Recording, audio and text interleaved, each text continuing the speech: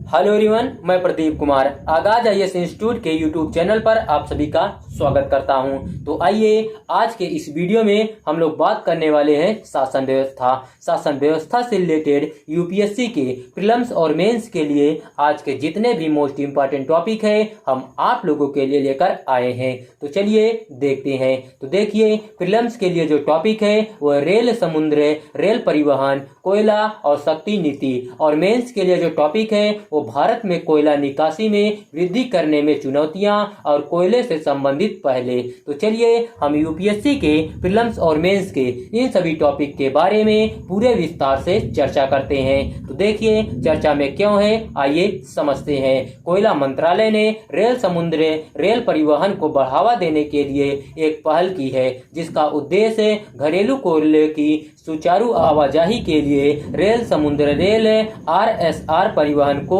जोड़ना है। तो चलिए अब हम लोग बात करते हैं रेल, समुद्र, रेल परिवहन क्या है, आइए देखते हैं। सबसे पहले हम लोग परिवहन के बारे में समझते हैं। तो देखिए, यह एक अभिनव मल्टी मॉडल परिवहन रणनीति है। यह खदानों से बंदरगाहों और अंतिम उपयोगकर्ताओं तक निर्बाध कोयला परिवहन के लिए रेल और समुद्री मार्गों को एकीकृत करता है। इसका उद्देश्य लॉजिस्टिक दक्षता में वृद्धि करने के साथ ही परिवहन लागत को कम करना है। तो चलिए अब हम लोग कोयले के परिवहन से संबंधित चुनौतियों को हल करने के बारे में जानते हैं। तो देखिए, आरएसआर को उत्पादन केंद्रों से उपभोग क्षेत्रों तक कुशल कोयला परिवहन से संबंधित चुनौतियों का समाधान करने के लिए डिजाइन किया गया है। कुल घरेलू कच्चा कोयला भेजने का लगभग 75% मध्य प्रदेश के कुछ हिस्सों के साथ साथ उड़ीसा, छत्तीसगढ़, झारखंड जैसे प्रमुख कोयला उत्पादक राज्यों का था। कोयला मंत्रालय ने ऊर्जा की बढ़ती मांग को पूरा करने के लिए कोयला उत्पादन बढ़ाने की आवश्यकता को पहचानते हुए वित्त वर्ष 2030 तक लगभग 7.7% की चक्रवृद्धि वार्षिक वृद्धि दर CAGR का लक्ष्य रखते हुए कोयला उत्पादन में पर्याप्त वृद्धि का अनुमान लगाया है। तो चलिए अब हम लोग तटीय नौवहन का लाभ उठाना, आइए इसके बारे में समझते हैं। तो देखिए, तटीय शिपिंग कोयला सहित माल परिवहन के एक किफायती और पर्यावरण अनुकूलन साधन के रूप में उभरा है। आरएसआर पहल के हिस्से के रूप में भारत के दक्षिणी और पश्चिमी तटों पर बंदरगाहों की क्षमता का पूरी तरह से उपयोग करने का प्रयास किया जा रहा है। यह अनुकूलन गुजरात, महाराष्ट्र, कर्नाटक, गोवा, तमिलनाडु और केरल और आंध्र प्रदेश जैसे राज्यों में स्थित बिजली घरों तक कोयले की कुशल आवाजाही को सक्षम बनाता है। तो चलिए अब हम लोग बात करते हैं लागत अनुकूलन और प्रतिस्पर्धी मूल्य निर्धारण के बारे में। तो आइए समझते हैं।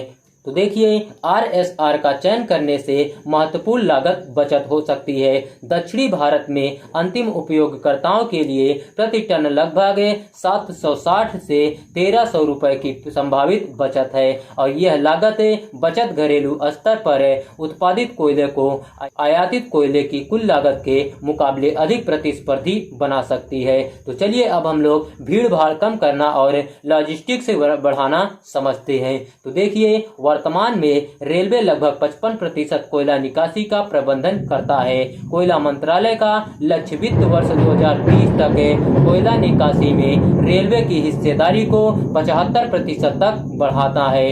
इस पहल का एक प्राथमिक लक्ष्य पारंपरिक रेल मार्गों पर भीड़ भाड़ को कम करना है, जिनमें अक्सर उच्च यातायात के कारण बाधाओं का सामना करना पड़ता है। रेल, समुद्र, रेल आरएसआर सहित वैकल्पिक मार्गों पर ध्यान केंद्रित करने से इस भीड़ को कम करने तथा रसद लॉजिस्टिक्स को सुव्यवस्थित करने की अपेक्षा है। तो चलिए अब हम लोग विकास और भविष्य की संभावनाएं के बारे में जानते हैं। तो देखिए, कोयले के रेल, समुद्र, रेल परिवहन में उल्लेखनीय वृद्धि देखी गई है।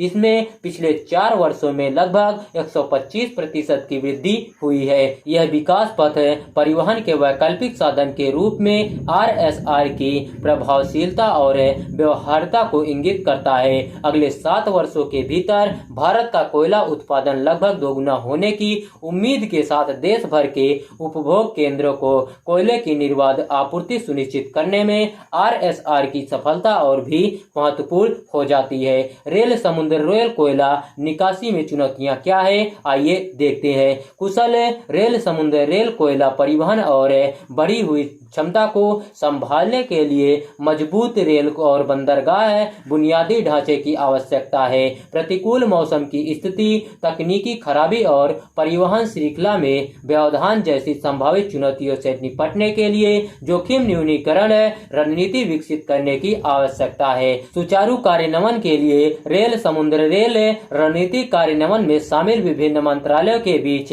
निर्बाध सहयोग सुनिश्चित करना। तो आइए अब हम लोग भारत में कोयला क्षेत्र संबंधित पहल क्या है, आइए इसके बारे में समझते हैं। तो देखिए, उत्तम खनन किए गए कोयले के तृतीय पक्ष मूल्यांकन द्वारा पारदर्शिता को अनलॉक करना। भारत में पारदर्शी तरीके से कोयला के दोहन और आवंटन की योजना, शक्ति और ऑनलाइन कोयला मंजूरी प्रणाली, कोयला मंत्रालय द्वारा दी गई सभी अनुमतियों, मंजूरी और अनुमोदन के लिए ऑनलाइन आवेदन जमा करने हेतु अपने निवेशकों को एकल खिलाड़ी पहुंच प्रदान करता है। कोयला आवंटन निगरानी प्रणाली CAM, आइए समझते हैं। कोल इंडिया लिमिटेड द्वारा राज्यों को एकल नोडल एजेंसी SNA और SNA द्वारा ऐसे उपभोक्ताओं को कोयले के आवंटन की पारदर्शी तरीके से निगरानी करती है। और वाणिज्यिक कोयला खनन, सरकार ने निजी कंपनियों के लिए वाणिज्यिक कोयला खनन की शुरुआत की है, जिससे उन्हें कोयला ब्लॉकों के लिए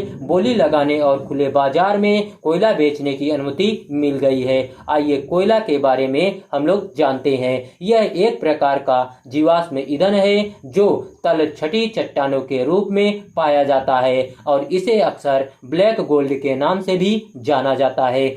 यह ऊर्जा का एक पारंपरिक स्रोत है और व्यापक रूप से उपलब्ध है। इसका उपयोग घरेलू ईंधन के रूप में लोहा और इस्पात, भाप इंजन जैसे उद्योगों में और बिजली उत्पन्न करने के लिए किया जाता है। कोयले से प्राप्त विद्युत को तापीय विद्युत कहते हैं। विश्व के प्रमुख कोयला उत्पादकों में चीन, अमेरिका और ऑस्ट्रेलिया, इंडोनेशिया और भारत शामिल है। भारतीय कोयले में राख की मात्रा अधिक होती है, 35 से 45% तक होती है। विश्व के अन्य हिस्सों के कोयलों में राख की मात्रा लगभग 15% होती है और इसमें सल्फर की मात्रा भी कम होती है, लगभग 0.5%। तो आइए अब हम लोग भारत में विभिन्न प्रकार का कोयला जानते हैं। तो देखिए, एंथ्रेसाइट 80 से 95% कार्बन जम्मू कश्मीर और बिटुमिनस 60 से 80% कार्बन झारखंड, पश्चिम बंगाल, उड़ीसा, छत्तीसगढ़ और मध्य प्रदेश, और लिग्नाइट 40 से 55% कार्बन राजस्थान, असम, तमिलनाडु, और पीट और 40% से कम कार्बन प्रारंभिक लकड़ी से कोयला बनाने का चरण है। तो आइए अब हम लोग प्रमुख कोयला उत्पादक राज्य देखते हैं, जैसे झारखंड, उड़ीसा, छत्तीसगढ़, पश्चिम बंगाल, मध्य प्रदेश और तेलंगाना। तो आज का वीडियो यहीं पर समाप्त होता है। तो देखिए, अगर आप लोगों को इसका PDF चाहिए तो इसका PDF हम आप लोगों को टेलीग्राम चैनल पर दे देंगे। टेलीग्राम चैनल का नाम है आगाज IAS इंस्टीट्यूट और टेलीग्राम चैनल का लिंक हम इस वीडियो के डिस्क्रिप्शन में भी दे देंगे। आप यहां से भी जाकर टेलीग्राम चैनल को ज्वाइन कर सकते हैं और PDF डाउनलोड कर सकते हैं। धन्यवाद।